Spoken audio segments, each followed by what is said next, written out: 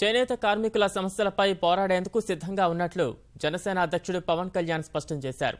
Jubilee Hills Janasena party కార్యాలయంలో చేనేత కార్మికులు పవన్ ను కలిశారు. చేనేతకు బ్రాండ్ అంబాసిడర్గా ఉంటున్నందుకు ధన్యవాదాలు తెలిపారు. చేనేతలు ఎదుర్కొంటున్న సమస్యలను ప్రభుత్వం దృష్టికి తీసుకువెళతానని పవన్ హామీ ఇచ్చారు. వచ్చే నెల మంగళగిరిలో చేనేత సత్యాగ్రహానికి ఆహ్వానించారని తప్పకుండా వెళతానన్నారు.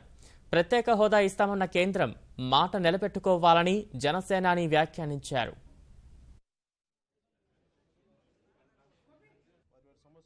ప్రభుత్వ దృష్టికి తీసుకెళ్లాలని నేను నిర్ణయించుకున్నాను. మంగళగిరిలో జరిగే సదస్సుకి చేనేత సత్యాగ్రహానికి నన్ను ముఖ్య అతిథిగా పిలిచారు. నేను వారికి నా సమ్మతి తెలియజేయడం జరిగింది.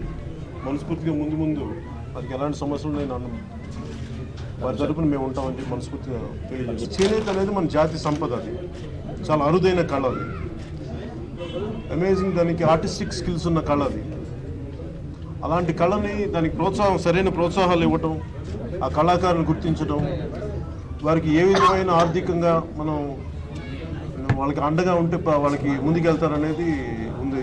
కాకపోతే ఏంటంటే ఇప్పుడు ఈ క్షణం నేను చెప్పడానికి రేపు పొద్దున మేనిఫెస్టోలో అది ఎలా మాట్లాడతాం దాని మీద ఒక కమిటీ లాంటిది వేసి వాటి సహాయ సహకారాలు తీసుకొని ఏమేమి ఉండాలి, ఎలా ఉంటే వాళ్ళకి బాగుంటుందని వాళ్ళ సలహాలు తీసుకొని రేపు పొద్దున జనసేన పార్టీ మేనిఫెస్టో ఉంటుంది. వాళ్ళు అంత మొండికెత్తి మేము రాజుల కంటే బలవంతులు అని చెప్పినప్పుడు మరి ప్రజల తాలూకు మొండితనం చూపించాల్సి వస్తుంది. అంటే మీరు ఒక మాట ఇచ్చి అంటే నా ఉద్దేశం ఎట్లా ఉందంటే, ఇప్పుడు పార్లమెంట్లో మీరు చట్టాలు చేసి చట్టసభలో అసెంబ్లీలో కావచ్చు, పార్లమెంట్లో కావచ్చు, మీరు చట్టసభల్లో మీరు చట్టాలు చేసి ప్రజలను పాటించమంటారు. వాళ్ళు మాటిచ్చి మేము వెనక్కి వెళ్ళిపోతే ప్రజలు ఎలా నమ్ముతారు? వాళ్ళని ప్రజలు ఎందుకు పాటించాలి? మీరే వెనక్కి వెళ్ళిపోయినప్పుడు ఇలాంటి తిరుగుబాటు ధోరణి ప్రజల్లో వస్తుంది. ఎందుకంటే నాయకులు ఎలాగా చట్టసభల్లో ప్రవర్తిస్తారో ప్రజలు దాదాపు అదే క్యారెక్టర్ తీసుకుంటారు. యథా రాజా తథా ప్రజలాగా లీడర్స్ తాలూకు క్యారెక్టర్ని ప్రజలే తీసుకుంటారు.